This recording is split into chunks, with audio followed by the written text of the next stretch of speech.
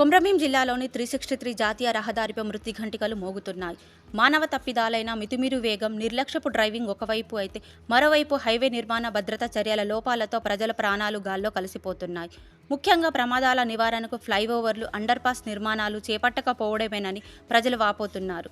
కొమ్రభీం జిల్లాలోని రేపల్లెవాడ నుండి గోయాగాం వరకు 54 కిలోమీటర్ల మేర NHAA సంస్థ రోడ్డు విస్తరణ పనులు చేపట్టింది. మండలాలకు వచ్చే ప్రజలకు పలు ప్రాంతాలు డేంజర్ స్పాట్గా మారుతున్నాయి. బైకులు, ఆటోలు సమీప గ్రామాల్లోకి మూల తిరుగుతుండగా వేగంగా వస్తున్న వాహనాల వేగాన్ని అంచనా వేయకుండా పాదచారులు, బైకులు రోడ్డు దాటుతుండటంతో ప్రమాదాలు జరుగుతున్నాయని అంటున్న ప్రజలతో మా ఉమ్మడి ఆదిలాబాద్ జిల్లా ప్రతినిధి Ramesh face to face. So వేల కోట్లు పెట్టి నిర్మించిన 4 వరుసల రహదారి తరచూ ప్రమాదాలకు గురవుతూ ఎంతోమంది ప్రాణాలు గాలిలో కలిసిపోతున్న పరిస్థితులు చూసినట్టయితే అందరినీ కాల్చివేస్తుందని చెప్పవచ్చు. ఏదైతే ముఖ్యంగా జాతీయ రహదారి ఏదైతే 363 నేషనల్ హైవేను అటు మంచిర్యాల జిల్లాతో పాటు ఇటు కొమరంభీం జిల్లాలోనే గోయాగాం వరకు నిర్మాణం అయితే చేపట్టారు. నిర్మాణం చేపట్టినప్పటికీ ఇది నిర్మాణంలో చాలా లోపాలతోటి ప్రమాదాలు అయితే చోటు చేసుకున్న పరిస్థితిలో మనం ఈ పక్షం రోజుల్లో చూసుకున్నట్టయితే 10 మంది మరణాలతోటి చనిపోయిన ఉదాంతాలు ఉన్నాయి. దీనికి సంబంధించి నిర్మాణ లోపమా లేకుంటే మానవ తప్పిదాలా, ఈ ప్రమాదాలకు గల కారణాలు ఏంటిది, హైవే అథారిటీ నిర్మాణంలో ఎన్ని లోపాలు ఉన్నాయి, ఈ నిర్మాణాలను ఎందుకు ఇలా చేశారు, కొందరు అధికారులు, నాయకులు, ప్రజాప్రతినిధులు వీటిపైన ప్రశ్నించకపోవడానికి కారణాలు ఏంటిది, మనతోటి మాట్లాడడానికి ప్రజలతో పాటు నాయకులు కూడా ఉన్నారు. అడిగి తెలుసుకునే ప్రయత్నం చేద్దాం రండి. రేపల్లెవాడ నుంచి 54 కిలోమీటర్ల మేర ఏదైతే గోయాగాం చివరి వరకు కూడా 54 కిలోమీటర్ల మేర NHAA 4 వరుసల రహదారి అయితే నిర్మించడం జరిగింది. దీనిపైన ఇప్పటికే ప్రమాదాలు అయితే దారుణంగా జరిగిన పరిస్థితులు ఉన్నాయి. ముఖ్యంగా చెప్పుకున్నట్టయితే ఏదైతే అండర్ పాస్ వేలతో పాటు గ్రామాల దగ్గర కనెక్టివిటీ రోడ్లను పూర్తి స్థాయిలో నిర్మించి సేఫ్టీ ప్రికాషన్స్ లేకుండా నిర్మించడం ప్రధాన కారణమని ఆరోపిస్తున్నారు. దీనిపైన మనతో మాట్లాడడానికి నాయకులతో పాటు ప్రజలు ఉన్నారు. చెప్పండి సార్, అసలు ప్రమాదాలకు గల కారణాలు ఈ పక్షం రోజుల్లోనే తరచూ ప్రమాదాలు జరుగుతున్నాయి. సో ప్రమాదానికి మానవ తప్పిదాలతో పాటు నిర్మాణ లోపాలు ఉన్నాయని ఆరోపణలు వస్తున్నాయి. దీని మీద మీరేమంటారు? ఖచ్చితంగా ఇది ఎవరైనా కానీ పార్టీలకు అతీతంగా కానీ ఏదైనా కానీ జాతీయ రహదారి 363 అనే జాతీయ రహదారిని NHAA అధికారులతో పాటు ప్రతి నిర్మాణం జరిగే కన్స్ట్రక్షన్స్ వాళ్ళు కూడా అధికారులతోని పాటు వేరే రాజకీయ నాయకులకు కూడా చేతివాటం జరుగుతుంది. ఇందులో పెద్ద ఎత్తున లోపాలు ఉన్నాయి. దీనివల్ల అత్యంతగా ఈ 363 రహదారి మీద అత్యంతగా గత నెల రోజులలోనే దాదాపు ఒక 10-15 మంది చనిపోవడానికి కూడా జరిగింది. ఇది 100%గా ఎవరైతే నేషనల్ హైవే అథారిటీ వాళ్ళు అధికారులు ఉన్నారో ఒక దగ్గర డ్రైనేజ్ వ్యవస్థ కానీ ఒక దగ్గర వాళ్ళు ఇష్టం ఉన్నట్టుగా హైట్ పెంచడం కానీ తగ్గించడం జరుగుతుంది. అదేవిధంగా మనం చూసుకున్నట్టయితే ఇక్కడ ఆర్చ్ ఉంది, గంగాపూర్ గేట్ రైల్వే గేట్ వద్ద దాదాపు 15 గ్రామాల సర్పంచులు కానీ 15 ఒక 20 హామ్లెట్స్తో కలిపి ఒక 20 గ్రామాల ప్రజలు వెళ్తూ ఉంటారు. నిత్యంగా మండల కేంద్రానికి రావాలంటే 100%గా ఇదే రోడ్డు మీదకి వెళ్ళి సైడ్ రోడ్డు మీదకి రావాల్సి ఉంటుంది. ఇక్కడ అండర్ పాస్ లేకపోవడం వల్ల ఎదురుగా వచ్చే వాహనాలకు ఢీకొని యాక్సిడెంట్లు తరచూ జరుగుతున్నాయి. రీసెంట్లీగా ఒక 15 రోజుల కిందటనే చిన్న పిల్లలు బాబు 3 సంవత్సరాలు 2 సంవత్సరాల్లో బాబు ఉన్న తండ్రి కూడా మరణించడం జరిగింది. అదేవిధంగా దీనిపైన ఎంతమంది అధికారులు చెప్పినా కూడా వాళ్ళని మొద్దు నిద్ర లేకలా దున్నపోతి మీద వర్షం పడ్డట్టుగా ఇది చేస్తున్నారు అని తప్పించి NHAA అధికారులు ఇప్పటి వరకు ఎలాంటి సేఫ్టీ గార్డ్స్ కానీ ట్రీ గార్డ్స్ కానీ ఎవరైనా పెట్టడం లేదు, స్పీడ్ లిమిట్స్ కూడా పెట్టడం లేదు.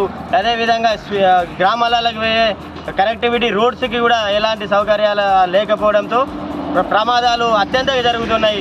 ఇంతకుముందు సింగిల్ రోడ్ ఉన్నప్పుడే ఇంకా ప్రమాదాలు అనేవి తగ్గినాయి.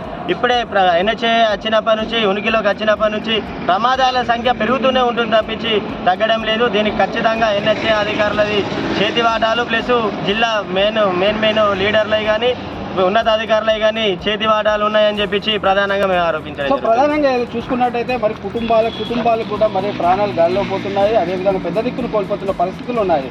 సో ముఖ్యంగా చూసుకున్నట్టయితే జీబ్రా క్రాసింగ్ NHAA నిబంధనలు ఎక్కడ ఉల్లంఘించిందని మనం భావించవచ్చు.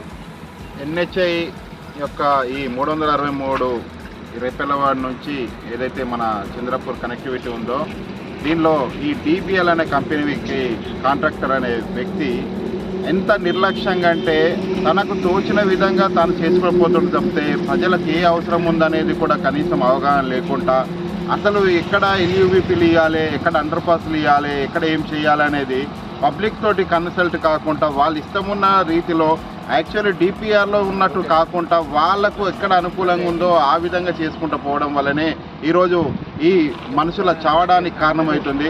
ఈ ఇంత పెద్ద రోడ్ వేసుకొని ఎందుకోసం అనుకుంటున్నారు? మేము రవాణా సౌకర్యం మెరుగుపడాలి, ప్రజలకు ఎలాంటి ప్రమాదాలు జరగకుండా నేషనల్ హైవే నిబంధనల ప్రకారం జరిగితే ఖచ్చితంగా అందరికీ కూడా మంచి ప్రయాణ సౌకర్యం కలుగుతూ రవాణా సౌకర్యము, అలాగే మనకు క్యారిడార్స్ అనేది పెరుగుతూ ఇండస్ట్రియల్ పరంగా మనం అభివృద్ధి చెందడానికి ఉంటుంది తప్పితే ఈ రోడ్ల మీద చనిపోవడం కోసం మేము ఈ రోడ్ల కోసం మేము అంగీకారం తెలపలేదు.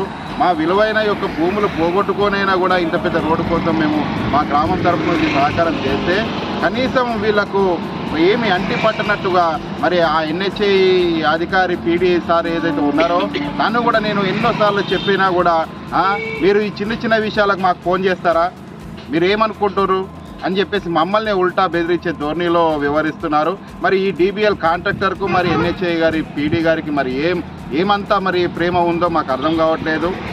ఇదే ఇక్కడ చూసుకున్నట్టయితే ఈ ఆర్చీని చూడండి ఒకసారి, ఇంత కంజెస్టెడ్ ఆర్చీలో ఒకసారి ఈ గ్రామాలకు వెళ్ళే లారీలు మరియు బస్సు, మా బస్ సౌకర్యం ఇక్కడ నుంచి జక్కలపల్లి భీమిని వేరే మండలాలు ఇది చూడండి ఎంత అపోజిట్ డైరెక్షన్ లో వస్తుంది.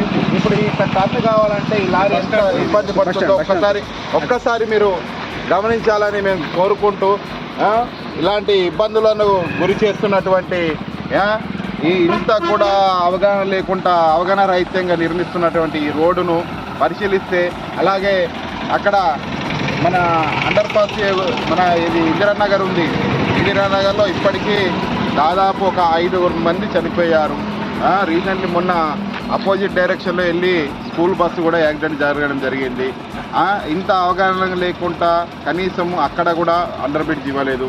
ఇక్కడ చూసుకున్నట్టయితే మన దేవులగూడలో అంత పెద్ద రోడ్ ఇచ్చారు, కనీసం అక్కడ కూడా ఒక అండర్ పాస్ ఇవ్వలేకపోయినాము. ఎందుకంటే దేవులగూడ నుంచి కనెక్టివిటీ రోడ్డు టువర్డ్స్ రేపు భవిష్యత్తులో గోల్లెటికి వెళ్ళే దారి కూడా అదే కాబోతుంది. అంటే భవిష్యత్ అవసరాలను చూసుకొని వీళ్ళు ఎలాంటి పనులు చేయడం లేదు. అలాగే ఈ సైడ్ డ్రైన్ నిర్మాణం అనేది కూడా ఒక్కొక్కరికి ఒక విధంగా తయారు చేస్తున్నారు. వాళ్లకు ఎవరు నచ్చిన చోటేమో డౌన్ చేస్తున్నారు, నచ్చని చోటేమో హైట్ పెంచుకుంటూ పోతారు.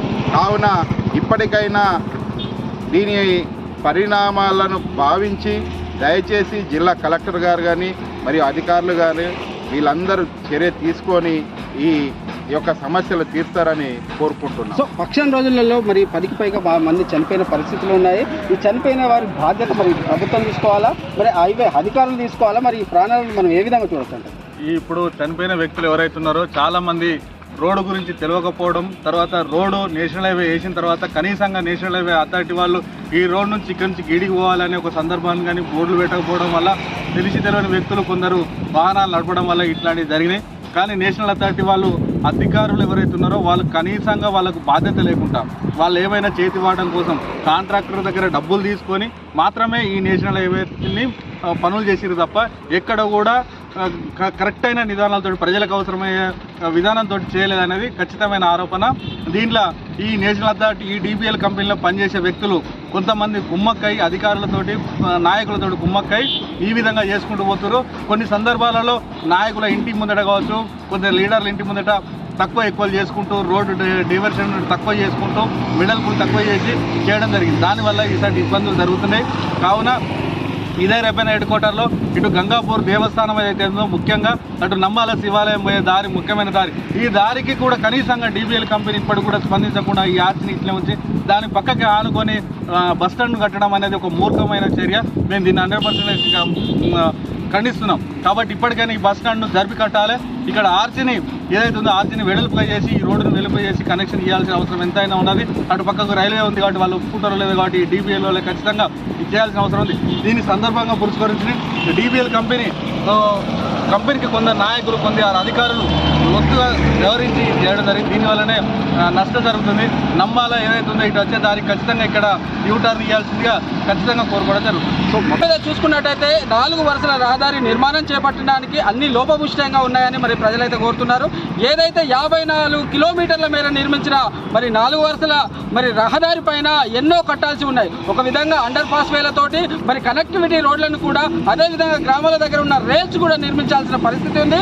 అదేవిధంగా ప్రధానంగా చూసుకున్నట్టయితే రేపల మండలంలోని గంగాపూర్ ఏదైతే టెంపుల్కు వెళ్లాల్సిన రహదారిలో మరి ఏదైతే ఆర్చికి పక్క ఆనుకొని ఉండడంతో మనం చూసుకున్నాం. ఏదైతే అక్కడనే టర్నింగ్ ఉంటుంది, ప్రధానంగా క్రౌడ్ ఏరియా కూడా. ఈ ఏరియాలో కూడా మరి ఏదైతే ఆలోచన రహిత్యంగా ఈ మరి రోడ్డును మరి పెట్టారు. ఇక్కడ అండర్ పాస్ కానీ లేకుంటే దీనికి సౌలభ్యంగా ఉండే రోడ్డును మాత్రం నిర్మించాల్సి ఉందని మరి ప్రజలు కోరుతున్నారు. కెమెరా పర్సన్ రాజ్ కుమార్తో రమేష్, ఉమ్మడి ఆదిలాబాద్ నుంచి.